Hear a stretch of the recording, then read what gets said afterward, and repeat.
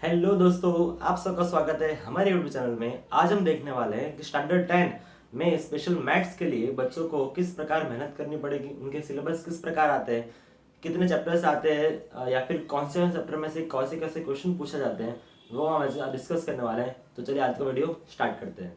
तो आपको बता दें कि स्टैंडर्ड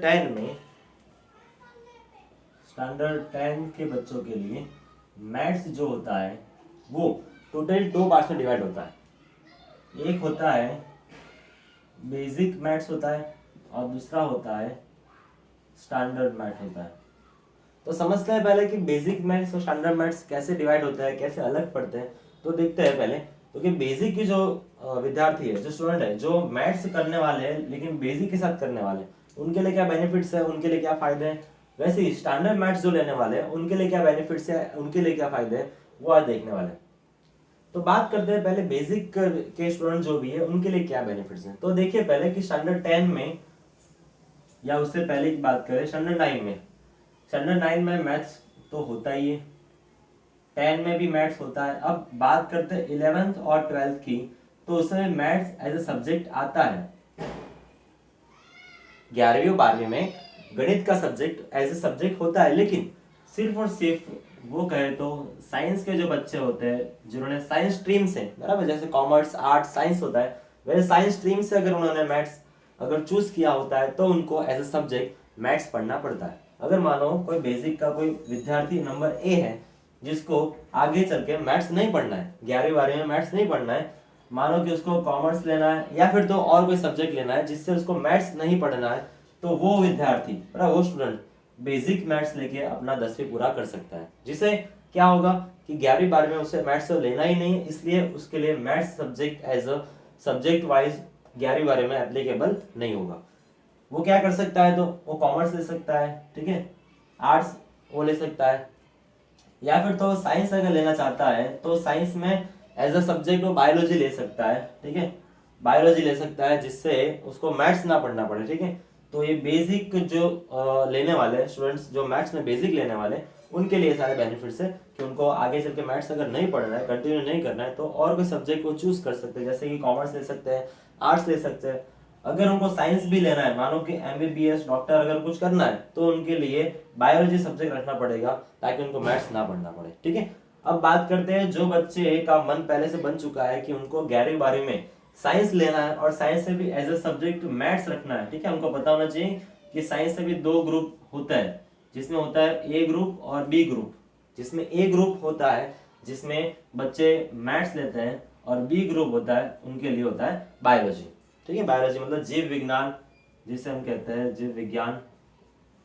और मैथ्स तो पता ही आपको, गणित की बात कर रहे हैं, तो मैथ्स में जैसे कि मानो कि उनको इंजीनियरिंग करनी है या फिर उनको और कुछ आगे करना है जिसके रिगार्डिंग उनको मैथ्स की जरूरत पड़ने वाली है, तो वही बच्चे कहे तो मैथ्स में साइंस में ए ग्रुप लेते हैं, और जो बाकी बच्चे हो जीव विज्ञान या फिर जो मेडिकल क्षेत्र में आगे बढ़ने वाले हैं उनके लिए जो बायोलॉजी सब्जेक्ट जो होता है जो बी ग्रुप होता है। तो हम बात कर रहे थे कि ए ग्रुप में उनको अगर मैथ्स लेना है, जो मैथ्स के साथ ही आगे बढ़ना चाहते हैं, जो 11वीं 12वीं में मैथ्स लेके आगे अपना आगे करियर में आगे और तरक्की करना चाहते हैं, ठीक है, या फिर उनको मैथ्स के क्षेत्र में ही आगे बढ़ना है, इसलिए ऐसे विद्यार्थी को स्टैंडर्ड 10 में मैथ्स में वो भी स्टैंडर्ड मैथ्स लेना पड़ेगा, ताकि वो लोग अगर साइंस लेना चाहते हैं तो साइंस में 11th और 12th में, ठीक है, 11th और 12th में सब्जेक्ट तो मैथ्स रख सकते हैं, ठीक है। याद रखने की वजह से कि स्टैंडर्ड मैथ्स अगर होगा आपका 10वीं में, तभी आप साइंस में मैथ्स ले सकते हैं 11वीं 12वीं में, वरना आप मैथ्स नहीं ले सकते, ठीक है। या तो मैथ्स अगर रखना है आपको तो आपको कंपलसरी स्टैंडर्ड मैथ्स ही लेना पड़ेगा, ठीक है। अब ये पता चल गया आपको कि बेसिक मैथ्स और स्टैंडर्ड मैथ्स क्या है। तो अभी प्रश्न आपको होता होगा कि भाई अभी मैथ्स और मैथ्स में दो पार्ट कर दिया आपने कि बेसिक और स्टैंडर्ड, तो क्या उनकी पढ़ाई अलग अलग होती है? ओके, तो उसका आंसर है कि पढ़ाई में कोई डिफरेंस नहीं है, ठीक है। पढ़ाई तो सब में सेम होने वाली है, यानी कि जो चाहे बच्चा मैथ्स में हो या फिर सॉरी बेसिक में या स्टैंडर्ड में हो, दोनों बच्चे सेम ही पढ़ाई करने वाले हैं, उनका सिलेबस भी सेम होने वाला है। सिर्फ डिफरेंस एक आता है यहाँ पे कि कुछ चैप्टर्स जो है, जैसे कि मानो कि हमने बात करते हैं पोलिनोमियल की, जैसे उसको कहते हैं बहुपद, ये चैप्टर हो गया, ठीक है। फिर उसके बाद आता है त्रिकोणमिति, ठीक है। ये त्रिकोणमिति चैप्टर आप 10वीं में जो पहली बार आए हैं वो लोग पढ़ेंगे, ठीक है।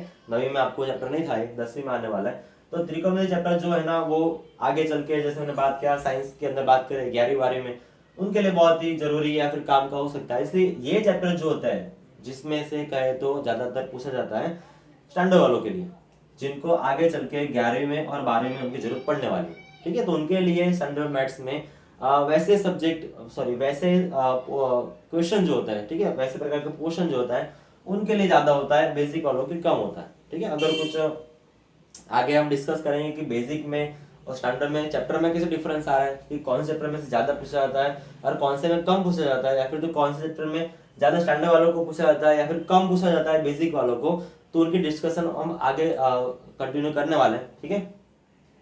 तो हमने आज के वीडियो में डिस्कस किया कि स्टैंडर्ड मैथ्स और बेसिक मैथ्स में क्या डिफरेंस होता है या फिर चैप्टर में क्या फ़र्क आने वाला है। तो हम मिलते हैं अगले वीडियो में जिसमें हम देखने वाले हैं कि स्टैंडर्ड मैथ्स और बेसिक मैथ्स में चैप्टर्स देखेंगे कितने होते हैं, या फिर चैप्टर में से कौन से चैप्टर में से बेसिक वालों के लिए ज़्यादा मार्क्स का पूछा जाता है या स्टैंडर्ड मार्क्स के लिए ज़्यादा पूछा जाता है। प्लस हम देखने वाले हैं कि उसी के साथ हम देखने वाले हैं कि बोर्ड का एग्जाम का जो एग्जाम पैटर्न है वो किस प्रकार का होने वाला है, या फिर तो न्यू पॉलिसी आने के बाद स्टैंडर्ड 10 का जो पेपर निकलता है उसका वेटेज किस प्रकार होता है, या फिर तो सेक्शन जो हमको पता है कि सेक्शन 4 सेक्शन में बटा हुआ पूरा पेपर है, section A, section B, section C और सेक्शन डी। तो उसमें कौन सा सेक्शन में कैसा क्वेश्चन पूछा जाता है या फिर तो ऑप्शन कौन सा आपको देने वाले हैं, तो वो सब डिस्कशन हम अगले वीडियो में करने वाले हैं। तो तब तक के लिए अगर आपको ये वीडियो पसंद आया तो वीडियो आप शेयर कर सकते हो, सब्सक्राइब कर सकते हो चैनल को, लाइक कर सकते हो, अगर दोस्तों के साथ शेयर कर सकते हो।